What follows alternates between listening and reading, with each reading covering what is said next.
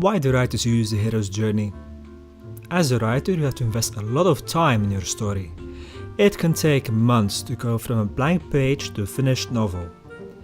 In effort to make sure your time is well spent, it makes sense to look at how the stories are written. You will soon find out a lot of famous stories have been written using the hero's journey.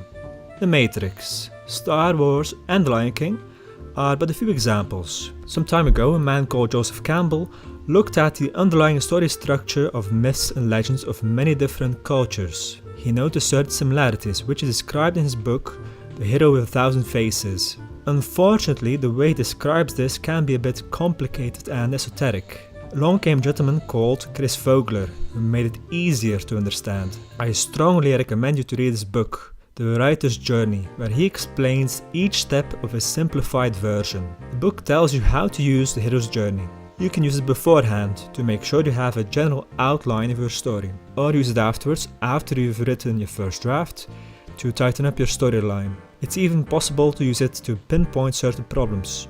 For example, your protagonist doesn't receive enough opposition in the first act. In the video called The Hero's Two Journeys, Chris Vogler makes the point that writing the second act is really tough. In this way, the hero's journey is useful to give a general guideline of how you can make your protagonist earn the ending. However, do not depend on this structure alone. As Chris Vogler says in his book, it's not a cookbook recipe or a mathematical formula to be applied rigidly to every story. It's probably best to acquaint yourself with the hero's journey's ideas and then forget about them as you sit down to write.